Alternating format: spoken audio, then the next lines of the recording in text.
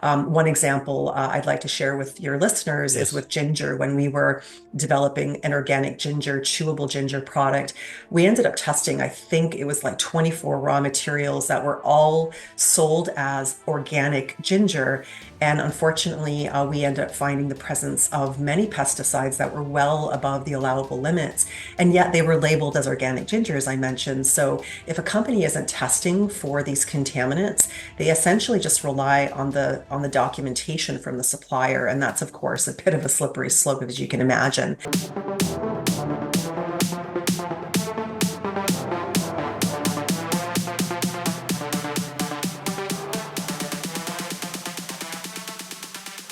Welcome, everyone, to episode 183 of the Healthy Habit Podcast. I'm your host, Dr. Dayan of Healthy Habit Medical Center, located nice and convenient right inside Healthy Habit Health Foods here at 6029 North 7th Street. And look who's back here, folks, for episode 183. We're joined with Yolanda Fenton to talk all things quality considerations at Natural Factors. Yolanda's Director of Product Innovation for Natural Factors. She has spent close to 30 years in the nutraceutical and supplement industry, advancing product development and education. Her focus and passion for spotting product trends has helped to direct the dynamic evolution and growth of the amazing company, Natural Factors. Yolanda, welcome back. Thanks for joining us. Thank you for having me.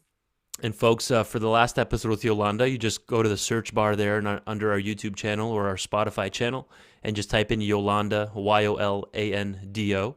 And our last episode with her will pop up there as well. I highly recommend both this one and that last one with Yolanda. So how have things been on your end since the last time we spoke? It's always busy. Our industry doesn't seem to slow down, at least not for us. Right, absolutely, especially in the holiday season and transitioning into the new year, right? So Absolutely. Yeah. And totally. so much So going on, right? So people are busier than usual, I'm sure. right. So Natural Factors is vertically integrated. What does that mean exactly? Vertical integration.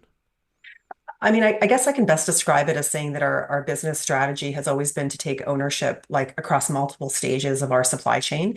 In our case, we've always owned 100% of our production, our distribution. And what is, I think, unique to us, not necessarily like we're the only ones, but it's definitely not very common, but we incorporate what we would call upstream integration in that we do grow a lot of our own, plants, botanicals, fruits and vegetables that are obviously formulated in many of our products. We started our farms over 30 years ago, pretty much around the time that I joined, and where we've practiced, regenerative farming from the start. Our humble beginnings, we focused on echinacea. That's our flagship botanical. It's where we did or started our research and development branch of our company. But our farms have expanded from like several hundred acres to now over, I think it's like 1,000 acres, where we Wow. grow a lot of plants like alfalfa, barley, broccoli, carrots, so many herbals, strawberries, blueberries. And like I said, they appear in many of our products. It's not easy to scale up, but definitely it's something because we've been doing it for so long. It's really allowed us to get pretty good at it, I must say. Amazing. Yeah, great breakdown on that. It's an important core piece of the company here. What are the benefits of buying products then from a vertically integrated brand versus not? Yeah, I mean, it does give us a lot of advantages. I mean, obviously greater control over production distribution, and greater control over our processes. And having that improved visibility of these processes allows us to always focus on continuous improvement. I think that companies, the moment they stop, trying to improve efficiencies and how things are done is kind of the moment that you become stagnant. And things are always changing in our industry. So we always have to make sure that we're staying on top of like, what are the best analytical tools, the best testing methods, the best research protocols. So that visibility allows us to continually improve on our processes. And then, of course, our company being one of the larger companies in North America, that economy of scale, if you will, to be vertically integrated pretty much across all stages of our supply chain, allows us to really offer the best value for our products to our consumers. I have a funny feeling it's not very common for supplement brands to be vertically integrated. Is that correct? 100%. I mean, in the past, I would say like when I first joined the industry, there were for sure more companies that were vertically integrated where they were manufacturing their products and distributing their own products. Okay. Not necessarily the upstream portion of the vertical integration because it's not easy to grow, maintain farms and grow a lot of your own plants. But my goodness, there's been a lot of acquisitions from like large pharmaceutical companies, Procter and Gamble, Nestle, are a couple of examples where they've purchased multiple smaller brands and some of the larger ones as well. And then as a result, they're no longer manufacturing and distributing their products. So it's definitely not as common these days. Perfect. So then, like a good takeaway from that, uh, if we're looking at what's going to be distinguishing natural factors, yes, the vertical integration, but then what are some of the quality measures and practices? Like if we actually break it down specifically, what are they doing exactly? What goes behind making, let's say, that echinacea from the echinamide or, the magnesium bisglycinate or other herbal products? What's exactly going to be distinguishing them? hmm I mean, there's so much that I could talk to about Right. that, but I think the two standouts for me is, of course, our product, overall product quality, but specifically our product purity and potency testing capabilities. Mm, And then I'll talk a little bit about our certification through TGA, but the purity potency testing, capabilities that we have really are, I think, first of class or best of class, I should say. There are definitely companies in the industry that I think, we would give them, the props, that they're doing really good work. But I really feel that our company is a standout for a multitude of reasons because we've focused so much of our efforts and energies on making sure that our facility and our staff that we have like the best of class practices when we're testing, our products. And so there's so much that's changed within our industry as well, an influx of a lot of raw materials that are not the greatest quality. And so you have to make sure that you have the proper processes in place to catch, the materials that are not of good quality. And I think of, notable mention is what we call our mass spectrometry capability. It's basically a testing, like a tool to test essentially of the presence of contaminants. And the reality is that, like it or not, but whenever you're sourcing raw materials, you have to test for contaminants. Our mass spectrometry and our library, because it's something that we've accumulated over multiple decades, allows us to test at the parts per billion. And for your listeners, just to give you an example, that would be like one drop in a billion drops of water, or 1 second in like every 32 years. I mean, that's unbelievable hmm. precise, testing of contaminants. And we test for over 800 contaminants. It is not required that we test for all of those contaminants, but it's something that our company has been committed to for a very, very long time. Fish oils definitely are contaminated. Our oceans are polluted, and so we have to make sure that we're testing for the presence of heavy metals. The last thing that we would want to do is sell a product to consumers that has, above the allowable limits of heavy metals. One example I'd like to share with your listeners is Yes. with ginger. When we were developing an organic ginger, chewable ginger product, we ended up testing, I think it was like 24 raw materials that were all sold as organic ginger. And unfortunately, we ended up finding the presence of many pesticides that were well above the allowable limits. And yet they were labeled as organic ginger, as I mentioned. So if a company isn't testing for these contaminants, they essentially just rely on the documentation from the supplier. And that's, of course, a bit of a slippery slope, as you can imagine. And then another example is with melatonin, something that's been on the market for, certainly well over 30 years. And normally, melatonin is safe. It's obviously very effective. But our mass spectrometry testing allows us to detect, again, at the parts per billion level, of a common impurity that's called peak E. Peak E is associated with an elevation of a particular type of white blood cell that Right. can cause a lot of inflammation in the body. It almost like mimics, I should say, like fibromyalgia, chronic fatigue syndrome, arthritis, where you just have a general feeling and inflammation in the body and you're not quite sure what it is. And that's usually because of that impurity. And so we are definitely one of the few companies that tests for, again, these types of contaminants at the parts per billion level. The second thing I just wanted to quickly mention is our Please. certification of The TGA, TGA. which is a Yeah. Therapeutic Goods Association of Australia.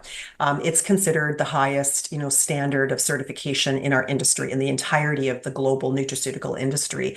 It is not required of a North American company, Canadian American company, but it's something that our company has committed to. It's expensive, but it is, as I said, best of class certification that allows us to not only focus on risk management, which is essentially what the American FDA is essentially known for. It's important, but it's only really focusing on risk management, while TGA encompasses more of a holistic approach that covers not only risk assessment, but like security measures, ongoing monitoring to make sure that you're always monitoring the quality of the raw materials and making sure that if something was discovered as not being, like a correct way of doing it, they demand that you implement measures to ensure that that mistake isn't repeated again. And that's important. Again, that's part of the continuous improvement. And we, attest to so many different certifications as well. But I think the TGA is something that really stands out. And we are definitely one of the few companies in the world that are TGA certified. Wow, and that's why, I mean, you're doing a great job of distilling this within a 25, 26-minute interview. There's only so much we can cover, so thank you for that. Mhm. And that's why we dedicated an entire interview just for the quality considerations there, natural factors. That's the TGA certification. Then there's the whole Ishura certification too, which not many companies can put that on the label. And this is for patients or customers if they're ever wondering why we love natural factors and use it even clinically here with patients. Is this is why we'll send them to this episode, Yolanda. So thanks for breaking that down for us.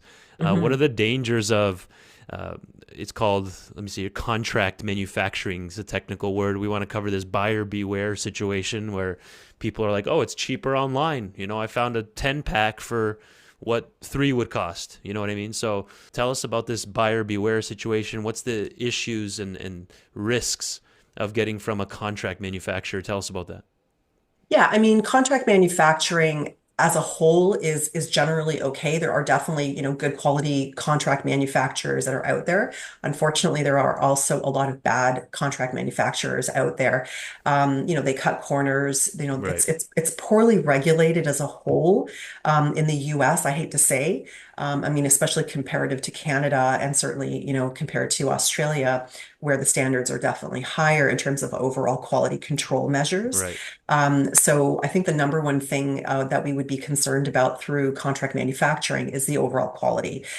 Testing is expensive. This is something I think a lot of listeners maybe don't realize, but I get it. At the end of the day, supplements, you're paying out of pocket. Our healthcare coverages don't necessarily, cover the cost of our supplements. So people, of course, are always looking for, the best price, and I totally understand that. But you do have to have that buyer beware mentality that if something seems too good to be true, it probably is. And that would definitely be applicable to supplements. So definitely the quality aspect of it, because what we generally find when we test products that are from contract manufacturers is that there's such inconsistency. You might have one batch that you've tested that Right. meets, label claim, there's no contaminants, above allowable limits, but then the next batch you find contaminants that are above allowable limits, or maybe they fail their label claim. That happens quite a bit. So what that tells us is that the contract manufacturer is not doing consistent batch to batch testing. They're probably doing what we would call skipping lot testing or lot skip testing. And that's not good, obviously, for obvious reasons. I think the second thing that I would really be worried about with contract manufacturing is what we would call adulteration. Unfortunately, adulteration occurs across our industry. It's ubiquitous, right? So what I mean by that is adulteration can happen through two primary ways. The primary way through pharmaceutical, spiking, and then Mm, through the actual adulteration of the botanical, because certain botanicals are quite expensive. And the right. way that contract manufacturers can offer a really good price to, customers that are looking to, maybe come up with their own supplement line, they definitely will cut corners and they'll use adulterated botanicals. So, like for example, with pharmaceutical adulteration. I hate to say it, but it does happen in our industry, and we definitely have come across brands that have done this. And we've shared the test results with those brands so that they could, do voluntary recall and go through the proper protocols. But just to give your listeners an idea, between like 2007, I think it was, in 2016, there were close to 800 brands that were discovered, like tested to be basically spiked with pharmaceuticals. The common pharmaceuticals that we find that are used are things like sildenafil, which is essentially a prescription drug that is used for increasing blood flow for men to essentially help them with their libido. And so you can imagine that that particular drug is found in a lot of natural supplements that are supposed to be for, helping boost testosterone levels and libido. Right. Well, you shouldn't find a pharmaceutical drug in a natural product, but that's unfortunately what a lot of Wow. contract manufacturers do. And then unfortunately, we find a lot of fluoxetine, traces of that in some of the natural products that are supposed to be helping elevate your mood. And fluoxetine is essentially an antidepressant. We tested one product, this was a few years ago, a sleep product. And I remember so vividly hearing about this product where customers and our retail partners were raving about how effective it was. And I'm thinking to myself, sleep products, with the exception of melatonin, do take time, and they don't necessarily work for everybody. So when I heard that this product was like flying off the shelf, I was a bit dubious. And so we ended up testing the product. We ended up finding a contaminant through our mass spectrometry that we couldn't necessarily identify what it was because it wasn't in our library at the time. So we ended up sending it out to an external lab. It took several months, ended up finding out that it was spiked with the pharmaceutical drug, sleep drug rather, clopamine, which Oh is man. essentially a drug that, people will use to help them sleep. So pharmaceutical adulteration is very common because what they're trying to do is they're trying to essentially launch a product that's going to give the consumer almost an immediate result. And then that, of course, gets the consumer to buy the product over and over again. And then, as I mentioned, the adulteration of botanicals, things like ginkgo and saffron, they're expensive botanicals. And so what contract manufacturers do is they work with partners that adulterate that botanical. So using ginkgo as an example, we know that there are, specific actives in ginkgo that are largely responsible for their cognitive improvement, memory improvement, function. And so what they do is they will add things like rutin or other flavonoids from different like botanicals that are much less expensive, so that when and if the ginkgo is tested, you're not necessarily, identifying these additional flavonoids, because Right. flavonoids are naturally found in In ginkgo, ginkgo, yeah. but maybe they're not testing for the right actives. And so, long story short, those would be the two primary considerations when you're potentially buying from a contract manufacturer. That is wild. And you even said in some male like health, like natural health testosterone supporters, libido Mhm. boosters, they found traces of sildenafil, you said, in those types of products. Yeah, and we actually tested I several can't believe it. I've never brands. heard that. I've Even never heard recently, something we like that. tested a couple of brands that were found to have trace levels of those pharmaceutical drugs in the testosterone libido formula specifically. First time hearing something like that, to be honest. Maybe I'm just too naive, but no, that's deep. You wouldn't know that unless you're in the inside like yourself, where you're actually Mhm. testing all these, and that's wild. So thanks for putting that to our attention. Um, Incredible. So, the unique thing about natural factors, you have contract with diverse medical team. They contribute decades of clinical scientific expertise that goes behind these products. So how do you ensure research supported formulas? This is all connected, and there's a lot of thought and research and time being put before you see a product on the shelf here from natural factors. So talk on that a little bit. Yeah, I mean, that's a great question because there's certainly no shortage of products that are entering our market. I mean, it's amazing how many product launches there are. Certainly, it's great to give consumers the option, a diversity, if you will. Our company, we've always focused on efficacy, and I would hope that, all companies do that. At the end of the day, when you're, manufacturing and promoting a product, you want to make sure that there's research, that there's evidence, right, that it is efficacious, like saffron to help support healthy mood, or fish oils that can help with, overall cardiovascular support, lowering triglyceride and cholesterol levels. So what we like to do is we focus on research and development, where we get our teams together, which encompasses, naturopathic doctors, doctors, chiropractors, researchers, people that have a body of experience in both clinical practice as well as commercial material practice Right. or experience rather, so that when we come together and we identify like what are the categories or conditions that we feel we really want to, focus on. So, for example, we know that metabolic syndrome or metabolic diseases rather that are associated with metabolic dysfunction is on the rise. Like, for example, type 2 diabetes, insulin resistance is very common, decreased insulin sensitivity is very common. And so we will identify what ingredients or what type of formulas we think would be the most efficacious. And so it's always research focused. We have to make sure that whatever potential claims we're wanting to make on a particular product are supported by multiple clinical studies. We're definitely not the type of company that will produce products that are not based on some, clinical efficacy and on human papers as well, right? That's the most important thing to point out because, we don't want to just rely on animal studies as an example. Right. So yeah, it's just a combination of having, a breadth of experience across, so many different disciplines in our company that allows us to, come out with so many amazing products across so many different channels. Thanks, Yolanda. So Natural Factors is family owned too. How important is this? What role does family ownership play in quality? Yeah, I mean, that's a great question. It's hard to say. I mean, I can't speak on behalf of other companies that are not family owned, but just generally to speak to companies that are, publicly traded, because we do know that when you're accountable to shareholders, you really have to have a very buttoned, dialed down organization. And that unfortunately means that certain things will have to get sacrificed. And what we generally find is that the testing side of things does get sacrificed. What I mean by that, I don't want to imply that because you're publicly traded, that you're, all of a sudden cutting corners on testing.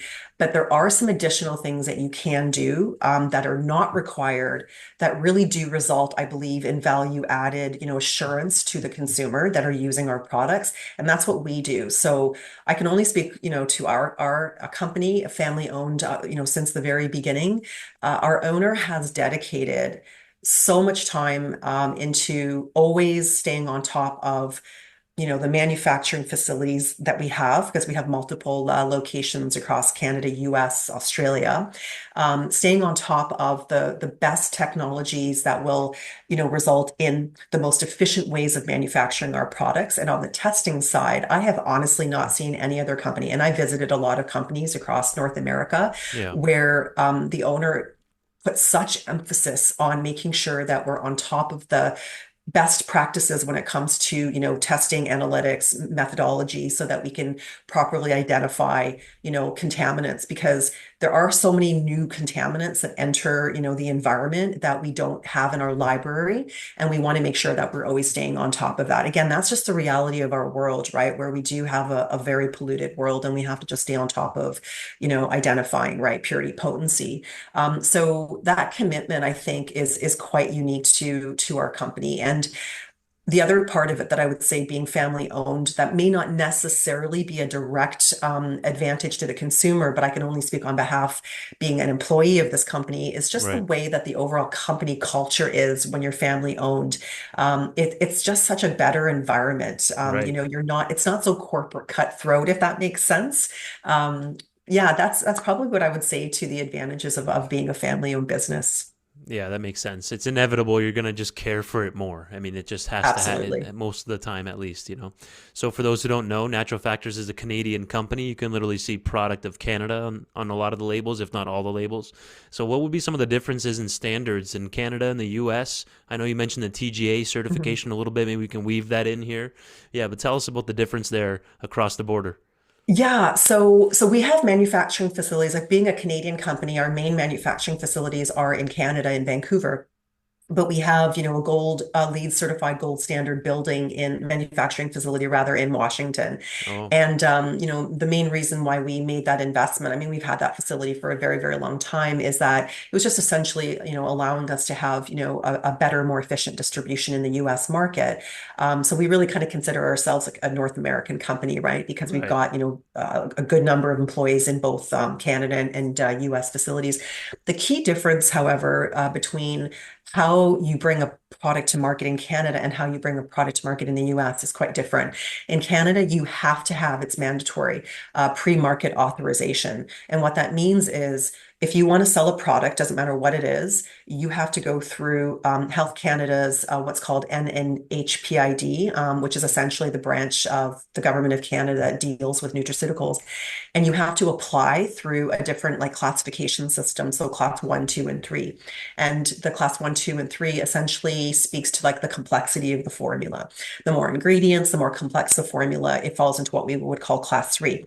And class three in Canada takes upwards of 1 year to get market authorization. Wow. When you're going through the regulatory requirements, like to submit that application, you have to provide adequate clinical studies that outline what the efficacy or efficacies of that product is. And you also have to provide safety data as well. Once you get approval, it basically results in what's called a natural health product number. That number appears on the label of that product. You cannot sell a product in Canada without that number. So it's no different than an American company that wants to sell into the Canadian market. They would have to go through that exact same process that I just described. In the US, you don't have to do that. You could Mm. literally go to a contract manufacturer, and if you have the means, right, the money, you can literally launch a product line within a few months. You don't have to have pre-market clearance. Wow. There is obviously assessment after the fact, like once a product gets onto the shelf, if there was like a risk associated with it or there were like consumer complaints about it, FDA does have measures in place, as I mentioned earlier, about that risk assessment. But unfortunately, what that means, the fact that in America, you don't have to have that pre-market authorization, unfortunately, it means that a lot of brands that are not necessarily the best quality can get into the market quite quickly. And unfortunately, even with the FDA's monitoring, if you will, of products that maybe are in violation, they're not necessarily the best at the follow through, if you know what I mean, right? So sometimes they'll implement like a voluntary recall when we would feel it should actually be a mandatory recall. So that's kind of loosely what the main differences would be, between marketing and launching a product in Canada Right. versus doing it in the US. Well, we pretty much got through our whole list here of quality consideration questions. So that's a pretty good recap. I mean, a good interview there, all the time we have for today. I appreciate that. I'm going to have to watch this a couple times, and we'll be sharing this episode. Our customers will be listening to it. I'm sure they'll appreciate this one as they're shopping in the stores. Yolanda, I want to thank you for your time. And any last words of wisdom that you might have for us, or a quick recap? I think the last thing that I would say is that I know what I've said, maybe new. I mean, you mentioned like you hadn't heard about some of the pharmaceutical spiked like Yeah, adulterated ingredients. Certainly don't want to scare the listeners. At the end of right. the day, the best advice that I can give your listeners is to rely on brands that have been in the market for a long time. I mean, you have to do your homework when you're on Yep, Amazon, for example, and you see a lot of these like fly-by-night brands. I don't want to imply that all of them are garbage. That's not the of course. case. But just, kind of use your judgment when you're looking for a brand. If it seems too good to be true based on price, do a little bit more research. How long has a company been around? You know what I mean? Like you can learn a lot about a company and a brand based on what you see on their website, based on, Right. reviews that you've heard, and just a general sense of how long that brand's been around.